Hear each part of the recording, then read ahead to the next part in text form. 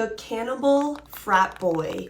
He was a normal teen until one day he did the unthinkable. It was Florida, 2016. Austin Harriff was 19 years old. He was a sophomore in college. He was in a frat. He was an athlete. By all accounts, just a very normal fraternity bro. Until like June, July 2016, when Austin's friends and family started to realize that he wasn't acting the same. He was acting really, really strange and having these really, really extreme mood swings. Austin said that around this time he was hearing voices and felt like evil forces were following him. Austin was also making some really concerning Google searches at this time. Things like, am I crazy? How to know if you're going crazy? Hearing voices in my sleep.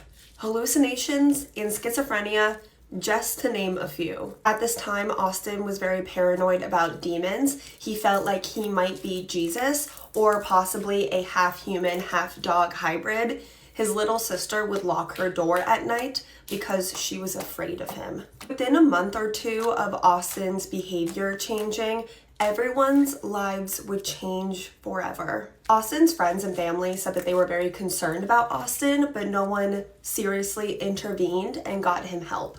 Which takes us to the tragic events of August 15th, 2016. People that saw Austin that day said that he was acting weird. Later that evening, he went to a restaurant with his dad, sister, and some other people, but before the food ever even got to the table, Austin got up to use the bathroom and just left the restaurant without telling anyone. Austin walked 2 miles to his mother's house, but his mother had already gotten a call from her other child saying, hey, we were all at a restaurant and Austin has disappeared. Do you know where Austin is? His mother drove Austin back to the restaurant. She said that the time they spent together, Austin was acting really weird. He was saying really weird things, and he even tried to drink cooking oil while in her home. Back at the restaurant, Austin's dad was pretty much fed up with Austin. His son has been acting weird all summer, and now they've tried to go out to dinner and have a nice evening, and his son just got up and left without telling anyone. So Austin and his dad got into an altercation, which led to Austin getting up and leaving the restaurant once again. This time, Austin is walking in the direction of his father's house.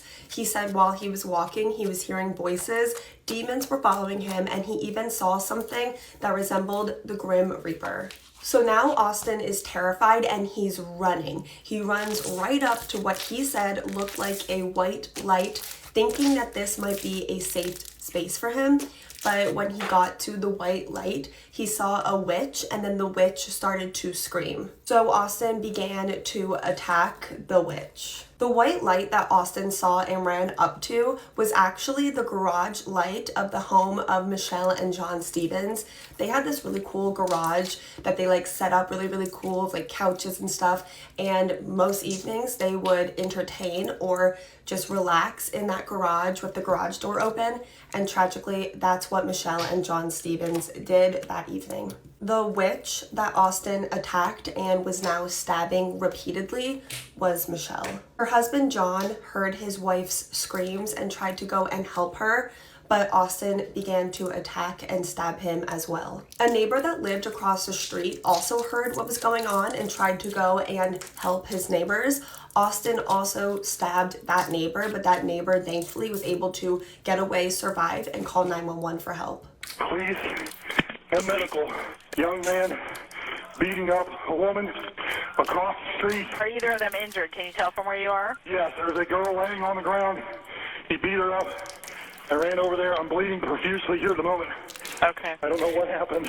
Can you tell if she's conscious? No, it does not appear so, no. Strangely enough, at the exact same time, Austin's mom called 911 to report her son missing. I don't know how to do this. My son, he's taken off. It seems like he's a little delusional. It says, you know, he feels immortal and like a superhero. So I don't know what's going on with him. And he was out to dinner with his dad today and he took off. You left on foot? Yes. He had no ID on him, no phone. We'll say, I think the only thing he has on him is a pocket knife switchblade. When police got to the scene, it was a brutal sight. Tragically, Michelle and John had already passed away, and Austin was on top of John, like an animal. He was growling and eating John's face and chest. The police at the scene said that Austin was having somewhat superhuman strength, that it took 4 police officers, a taser, and a police dog to get Austin off of John.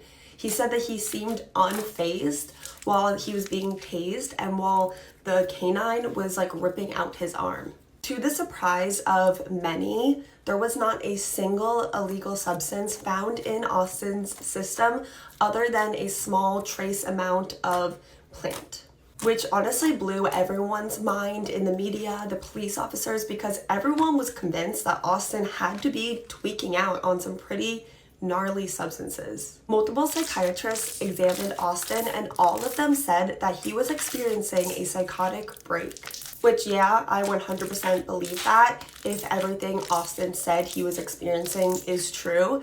I think it's really sad that no one intervened in his life before this.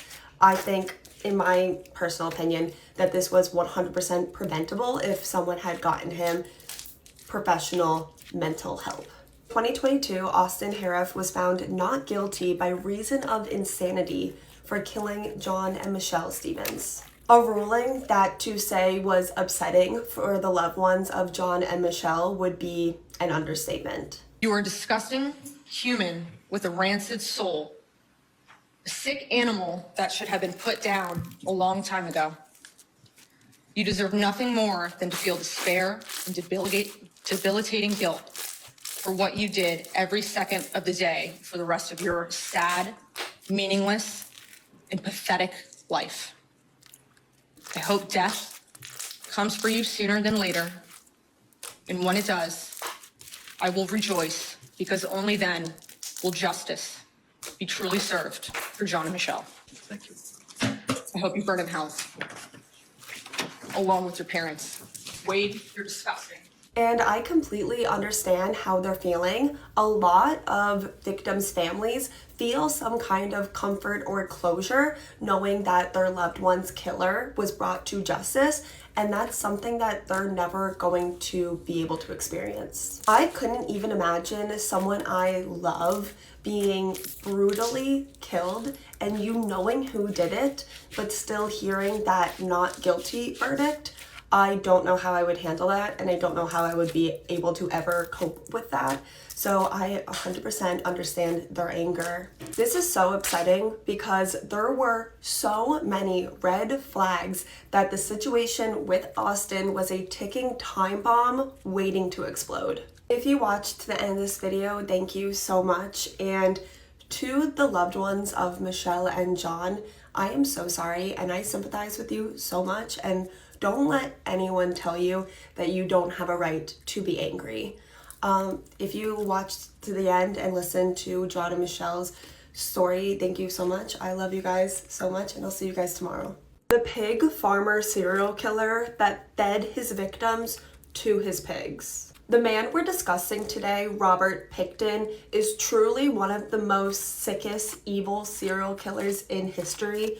So I am putting a warning on this video that the things we're going to be discussing today are extremely disturbing. Robert Pickton was raised on his family-owned pig farm, and his family were all really like disgusting, gross, filthy, stinky people. Like if you've ever seen The Wrong Turn or Texas Chainsaw movies, just picture like those families. Not only were the Pickton family just really filthy and disgusting, but they were all also terrible people. Like pick a struggle. Like when Robert was a little boy, he bought this adorable little baby cow with his own money, and he was so excited and he loved this baby cow and he was raising this little baby cow until one day he came home from school and found his little baby cow butchered by his father. And it wasn't even like because they needed the money. His dad just thought it would be funny to hurt his son in that disgusting way. Another instance of this family just being truly terrible is one day Robert's older brother was driving at night and he accidentally hit a 14-year-old boy. The 14-year-old boy survived, but the Pickton family was so scared of their family member getting in trouble that the mother went to the scene of the accident, dragged the little boy's body into a flooded embankment and essentially drowned him, killing the 14-year-old boy. So this family is all just really, really evil people. Robert worked on the family pig farm as a farmer and a butcher into adulthood, even after his parents both passed away. And it was around this time that Robert started to abduct and unalive young women that worked in S work. He would butcher and treat them like they were animals on his farm. Robert had multiple ways of disposing his victims' bodies. One of them was feeding his victims to the 700 pigs on his farm. And the other 2 ways that he disposed their bodies, I will tell you guys later.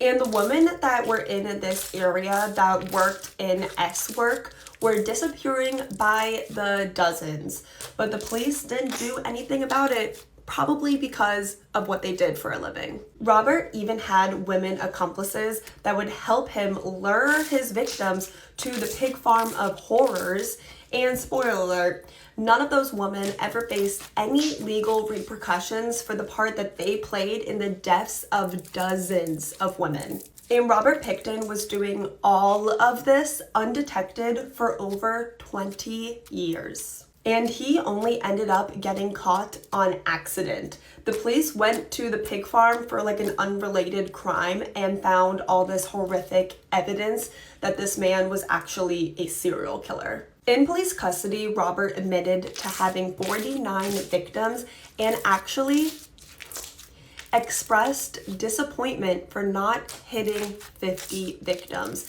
the big 5-0 as he referred to it. This man genuinely has zero remorse for what he's done. And I told you guys I was going to tell you the other ways that Robert would dispose of his victims' bodies, but I'm just going to warn you guys again that this is going to be one of the most, if not the most, disturbing things you've ever heard in your entire life. So there's parts of animals like pigs that humans don't eat. We don't eat it. So butchers take those animal parts to a rendering plant so that that animal fat can be used to make soaps and other cosmetic products. Well, Robert would also take parts of his victims to the rendering plant, so people were unknowingly buying soap and makeup and other products with human in it. I'm gonna let that sink in for you guys for a minute before I tell you the third way that Robert would dispose of his victims' bodies, because somehow it just gets worse. So Robert was a butcher that sold ground meat for people's consumption. Not only were the pigs eating human, but there's evidence that proves that the ground meat that he was selling for people to eat had human meat in it.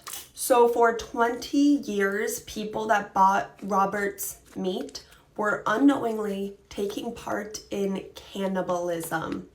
I didn't even know that was something I should be fearful of. Because the police in this town were so awful, no recall or official announcement was ever made to the public about this. But not only did the police in this case really suck, the judge in Robert's trial did as well. Robert was arrested on 27 counts of first degree.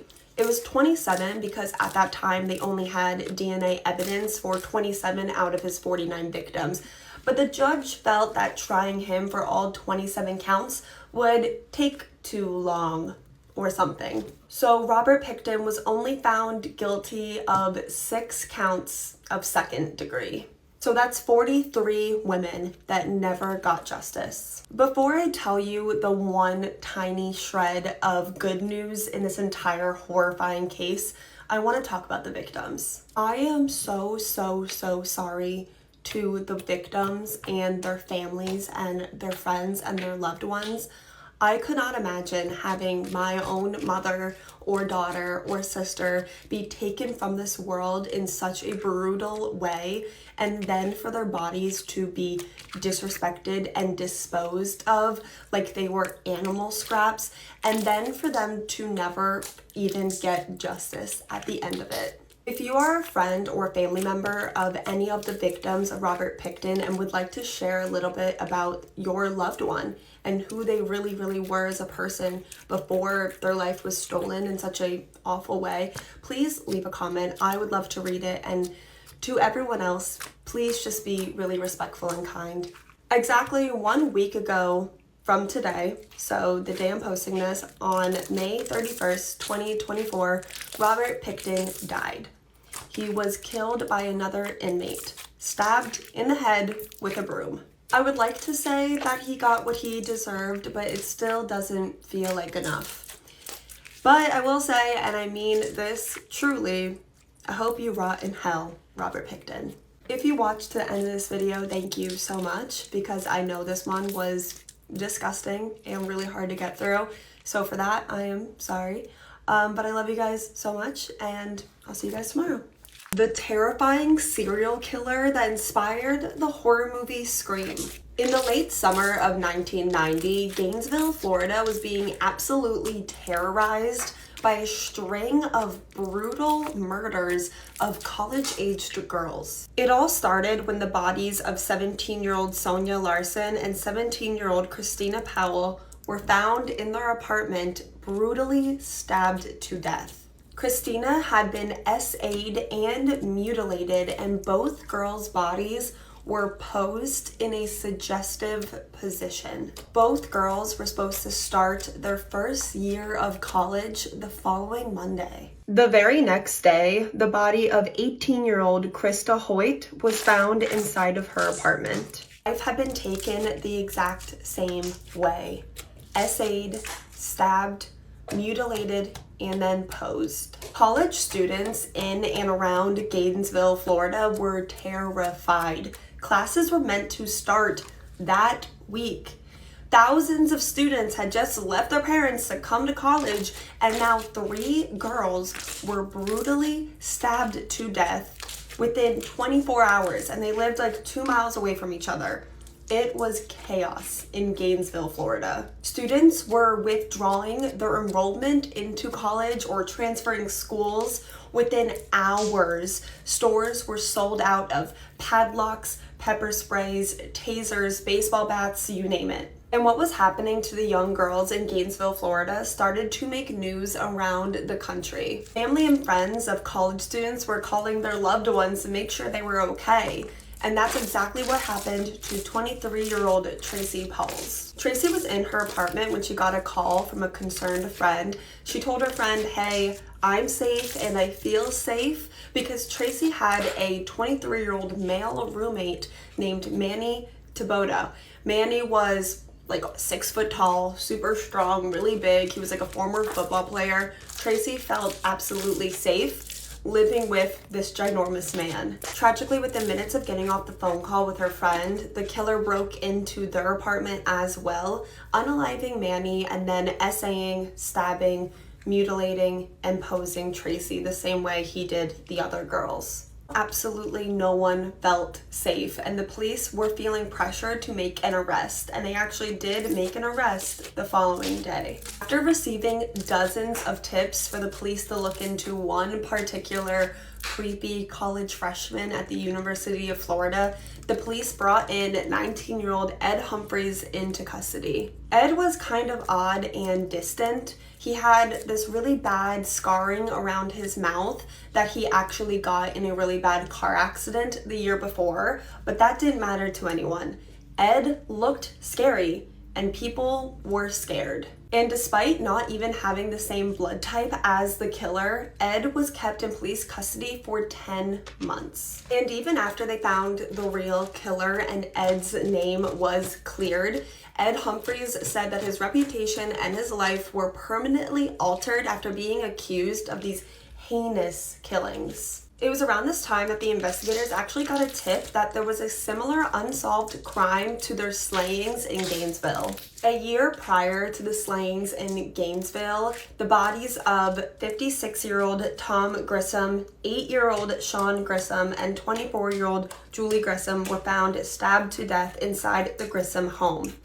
Julie had been SA'd, stabbed, and posed just like the college girls that were murdered in Gainesville. And the connection between the victims in Gainesville and now the Grissom family murder was actually leaked to the public, which led to a tip from a Louisiana local woman who said that she might know who's responsible for all of these deaths. That lady, Cindy, called the investigators and told them that she knew of a 37-year-old man named Danny Rowling. He had a history of being creepy towards women, a large rap sheet of armed robberies, and recently was let out of prison and living a half-mile away from the Grimsons at the time the Grimsons were killed. Cindy also told the investigators that after the Grimson family was stabbed to death, Danny told her husband that he had a problem and he liked stabbing people. Cindy girl, I appreciate you coming forward when you did, but how did you not connect the dots earlier? Cindy also told the investigators that 3 months before the killings in Gainesville, Florida started, Danny left Louisiana and no one knew where he was. So Danny is definitely looking like a really good suspect, but the police had to prove that he was in Gainesville, Florida at the time that these students were being killed. Danny had this history of armed robberies, and a week before the killings started in Gainesville, there was actually an unsolved armed robbery of a bank. The robber got away with a duffel bag full of money, but the bank teller actually booby-trapped the money, so when the robber tried to mess with it, that red dye would explode all over the money and make it worthless. Police actually found that duffel bag full of red stained money discarded in the woods, and with the duffel bag was a tape recorder, and what's recorded on that tape recorder you will never believe. On the tape was a man singing a little song that he had written about being a mystery killer. It was literally a confession right there for the police. We push play and we hear this guy singing on there. As soon as the tape starts playing, I hear Danny playing the guitar.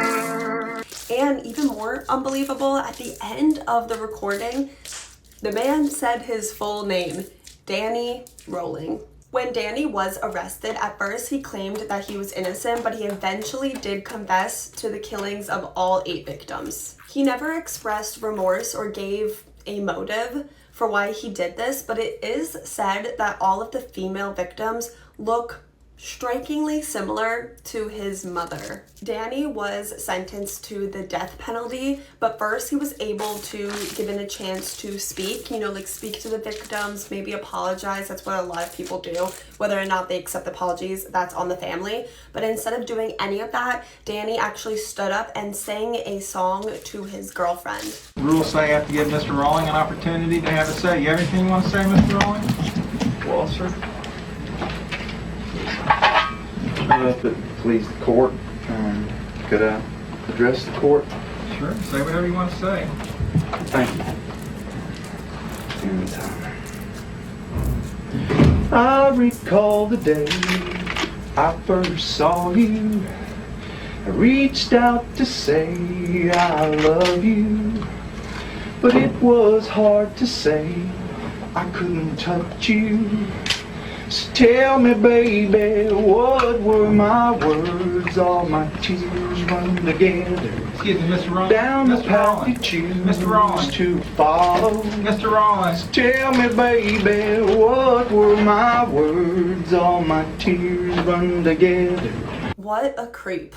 Danny Rowling was executed in 2006. This was definitely something straight out of my nightmare for sure. Let me know if you guys ever heard of this case before. If you watched the end, thank you so much. Let me know what case you will want to see next. And I love you guys. I'll see you tomorrow. I can't even sugarcoat it. This case is disturbing. This man would go into cemeteries and dig up bodies of children so he could take them home and keep them as his dolls. I know, guys, this is going to be very icky. Anatoly Mossman said that when he was a little boy, he was walking home from school and strangers stopped him and brought him to the funeral of Natasha Petrova, a little 11-year-old girl that had recently passed away. Anatoly claims that these strangers dragged him up to her coffin and forced him to kiss her. Like, they like held his head down into the coffin, and that he kissed her multiple times, and then he liked it. And then Natasha's mother came over with wedding rings and put one on her daughter Natasha's finger and then one on his finger, and then bonded them in marriage. So he married a little like dead girl when he was a kid. Whether or not you believe Anatoly's story is completely up to you, because personally it seems a little odd and I honestly don't believe him at all.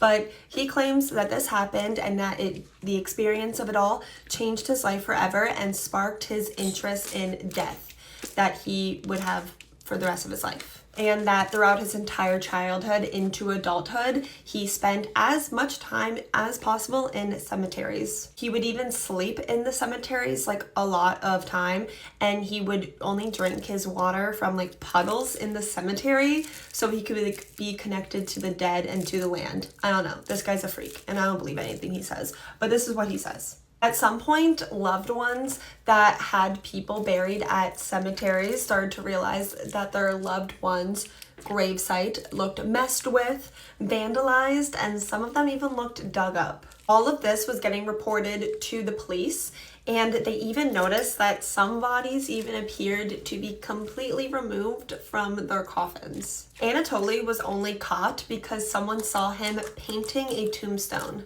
The police convinced Anatoly to take them back to his place for, you know, some tea and to chit chat. But once they were inside Anatoly's home, they immediately smelled this overwhelming foul smell. And then they realized that his entire house was covered in life-size dolls. 26 of them, to be exact. 26 life-size dolls. But obviously, these were not dolls. These were the bodies of 26 young girls that Anatoly stole from their grave sites and then crafted to look like dolls. There's photos online of his dolls. I'm not going to show you. I don't recommend you looking for them, but for some wild reason, if you do look at them, don't come back and say I did not warn you, because it's disturbing. Anatoly tried to explain his actions to the cops because obviously they were like, dude, these dolls are the bodies that we're looking for. Anatoly tried to say, you know, yeah, I get it's wrong, but I always wanted children, and since I never had any and I didn't have money to adopt one, I decided to just take some out of the ground. And yes, if you're wondering, I feel extremely disgusting talking about the details of this case. Anatoly said that his dolls were like his children, that he would celebrate their birthdays, that he learned from their tombstones, and they would have dinner together and they'd watch cartoons together and do everything together, I guess. And he would do his best to preserve them because, you know, like they're decaying. Most of the bodies in Anatoly's house were children, but not all of them. They actually ranged in ages from 3 years old to 25 years old, and one of them he had in his home for 9 years. Some of the bodies in Anatoly's home were actually found in his trash. We don't know why he was throwing them away, if they started to like maybe smell too much or he got bored of those ones. We have no idea, but it's actually terrifying to think about because he claims that he would do his best to not make it appear like, you know, a body had been dug up at the graveyards. So it's really possible that maybe there's some people that like are no longer buried at their tombstone because like he had them as a doll and had thrown them out before he had gotten caught. It's terrifying to think about. Does that even make sense? I think that makes sense. It's really, really scary to think about that there's people mourning at some grave sites and there might not even be anybody under there. For all of Anatoly's crimes, he faced the maximum sentence of 5 years in prison, but before his trial, he was actually diagnosed with paranoid schizophrenia, so he was actually released from all criminal responsibility. Luckily, he's still in a psychiatric hospital. To this day, he's still there. He's trying actively to be released, but as far as we know, he's still there and will be there for a while. If you guys enjoyed this case, I don't know why, but thank you guys for watching anyways, and I love you guys so much, and I will see you tomorrow. This man has been labeled the worst serial killer of all time. Despite confessing to having over 300 victims, this case has the most appalling ending of any true crime case I've ever heard. If this case doesn't truly terrify you, I don't know what will. Pedro Alonso Lopez was born in Colombia to his mother, Belinda. Pedro said that life with his mother was like a living nightmare. Not only was she abusive, but she was also an S worker who would often be with her clients in front of him most nights while he was growing up. Pedro said due to his mother's job and witnessing it so often, as a child he became curious and attempted to essay his own sister. He was caught by his mother, who kicked him out onto the streets to live alone, be homeless, when he was only 8 years old. Pedro grew up on the streets, and he says that before he was 13 years old, he was essayed by 3 men. Having grown up on the streets, Pedro turned to a life of crime in adulthood. At the age of 21 years old, Pedro was arrested for stealing a car, and after being in prison for only 2 days, Pedro was essayed by a group of 4 other inmates. Pedro says that that was his final straw. He was sick of being victimized his entire life, so he actually the very next day slaughtered all of the inmates that attacked him with a makeshift shiv. These are Pedro's first known killings, and they were deemed as self-defense. After Pedro was released from prison, he says that due to the hatred for his mother and the resentment that he felt towards other children that got to live happy, normal lives, he wanted to seek vengeance for his suffering as a child. And since his innocence was stolen from him when he was 8 years old, he targeted little girls aged 8 to 12 years old. In his mind, he says it was an eye for an eye. Pedro began to attack little girls in Peru whose families were poor and usually from an indigenous background. Pedro would stalk a child for a few days, wait until she was alone, and then lure her away, where he would essay and unalive her. Pedro said that afterwards he would have tea parties with their bodies and referred to them as his dolls before concealing their remains. Local people were noticing that dozens of little girls were disappearing without a trace, and after Pedro was caught trying to lure a 9-year-old girl away, he was turned in to the Peruvian police. Sadly, and this is going to be a common occurrence throughout this entire case, those police officers sucked. They said they did not want to investigate Pedro and that there was no evidence that he was behind all of the little missing girls.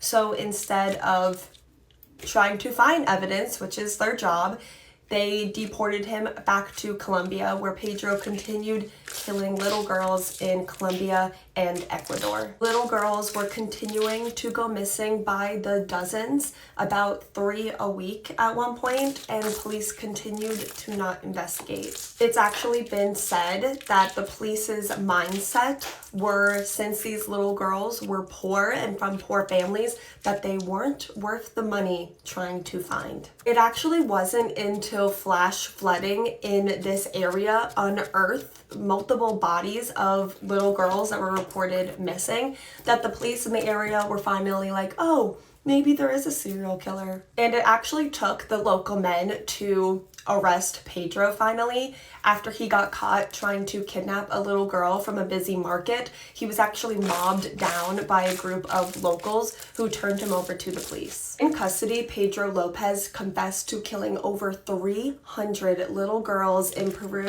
Colombia, and Ecuador.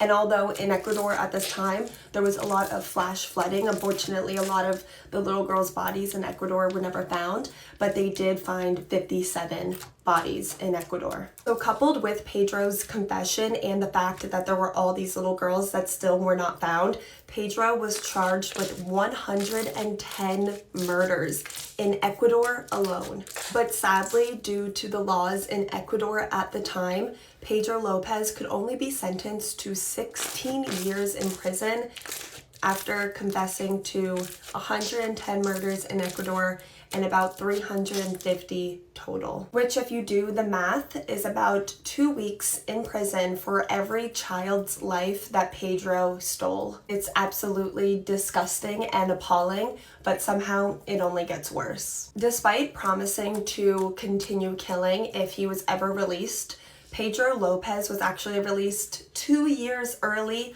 on good behavior. And after being released from prison, Pedro vanished. To this day, no one knows his whereabouts, where he went, or if he's even still alive. Some people believe that Pedro is living in a Spanish-speaking part of the United States, while others theorize that he was probably taken out in a vigilante killing. This entire case makes me feel super uneasy and sick and absolutely terrified. At one point, Pedro Lopez was actually in the Guinness World Record book for most prolific serial killer. They did remove that because there were a lot of backlash saying that's really insensitive and disgusting, and I completely agree. I can't believe they actually put that in a Guinness World Record like it's something that you want to break the world record for. I don't know, that's just so gross. Have you ever heard of this case before, and what do you think happened to Pedro Lopez after he was released from prison? I don't know, guys. Keep discussing with me in the comments. I just feel really, really gross. To any of the loved ones of the victims, I am so incredibly sorry that your child, your sister, didn't get justice. I actually heard that this was said to be like the biggest mistake in judicial system ever. So I am deeply, deeply, deeply sorry. If you guys are still watching, I don't know how you are, but thank you so much. I love you guys so much, and I will see you guys tomorrow. These are some bone-chilling facts about serial killers that will horrify you. Towards the end of Jeffrey Dahmer's killing spree, he said that his apartment was filled with so many of his victims' bodies that he started to run out of room and actually kept one of his victims' bodies in his bathtub and then showered over top of his body every day for over a month. Dennis Rader, the BTK killer, actually installed security alarms for a living at one point and actually installed multiple security alarms at homes of people that were only getting security alarms out of fear for the BTK killer. Serial killer Pedro Alonso Lopez only received 16 years in prison after pleading guilty to killing over 100 girls that were aged 9 to 12 years old. He was released despite promising to continue killing, and after his release, he went missing and was never seen again. That one is particularly terrifying for me. Serial killer Richard Chase only went into homes to kill people if their door was unlocked.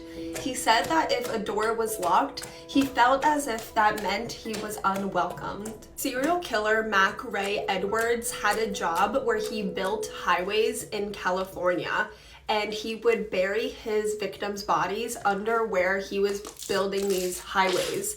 To this day, most of his victims have never been found and are likely still under the highways in California. David Berkowitz, the son of Sam killer, has been eligible for parole, which means he's eligible to be released since 2002, but has asked them not to release him from prison for over 22 years. That one I'm grateful for. You can keep doing that. I'm okay with that. I know this video was a little bit different than like the typical like deep dives we do, but I found it really, really interesting. Let me know if you found it interesting, if you'd want to see more like it, like a part 2.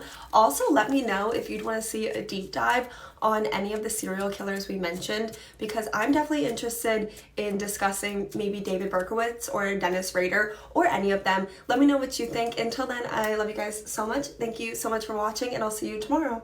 The exotic pet owner that released 50 of his wild animals into the public before taking his own life. This is the worst example of wild pet ownership and widely known as the Zanesville Massacre. Terry Thompson was a lifelong collector of exotic pets. He was even featured on a TV show called Wild Kingdom and even provided a baby lion for a photo shoot with supermodel Heidi Klum. It was said that wild animals covered the entirety of Terry's property. There were tigers in the garage, monkeys in the basement, cougars in the bedroom, and so forth. In the years leading up to the tragic Zanesville massacre, Terry was struggling. Recently out of prison, heavily in debt, and his wife had just left him. So that takes us to October 18th, 2011. Terry released 50 of his wild animals before unaliving himself. His body was then partially eaten by his own pets. And then the 911 calls started to quickly come in. There were dozens of sightings of these dangerous wild animals all over town. Just try to imagine this for a second. You're like sitting on your front porch and a lion just walks through your front yard, or you're trying to drive down the street and there's a grizzly bear on one side of you and a wolf on the other. 911. Is this a hoax or is there truly? No, it's true. And if you see anything, stay indoors. Remain indoors. Don't try to approach them. They're on the interstate. 2 more African lions. One is wounded roaming the property. It's complete chaos out there. And this is all happening in like a super small town in Ohio.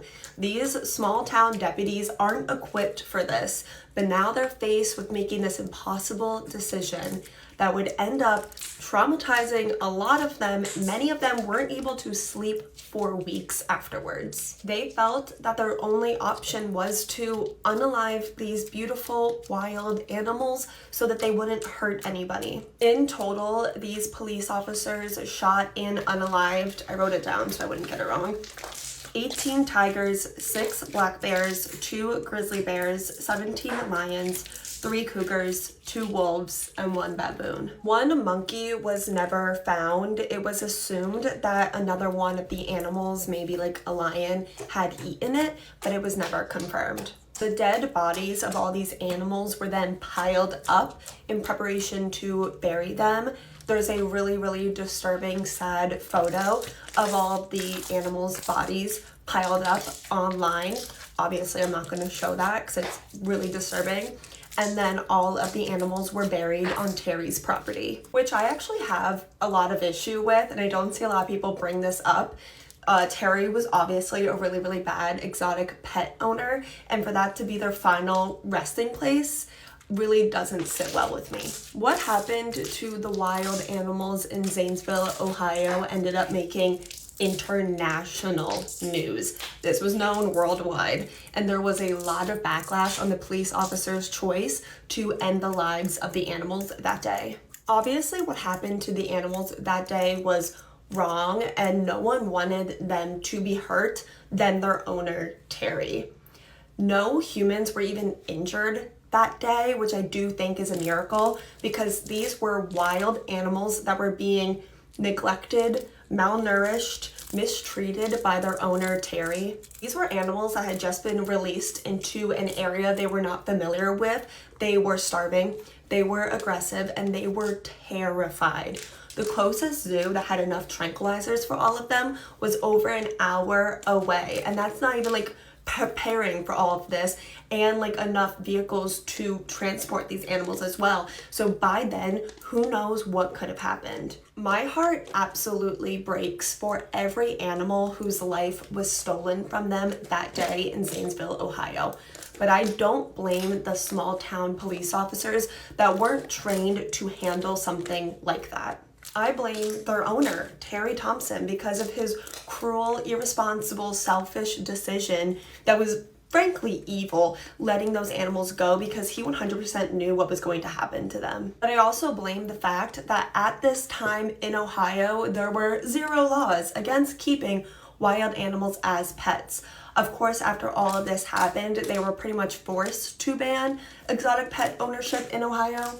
If only every state in the United States and other places around the world would follow suit, it shouldn't take lives lost for people to open their eyes up that keeping wild, dangerous, exotic pets is not only dangerous, irresponsible, but just flat out wrong to do, and it's cruel for the animal as well. These are animals that should be in the wild, not someone's backyard. 48 animals, beautiful wild animals, lost their lives on October 18th, 2011 in Zanesville, Ohio, when they should have never been in Ohio in the first place. If you're still enjoying the videos we've been doing lately, bringing awareness to how dangerous keeping wild animals as pets is, let me know in the comments. And while you're down there, let me know if you've ever heard of this story before. Thank you guys so much for watching to the end. I love you guys so much, and I will see you guys tomorrow.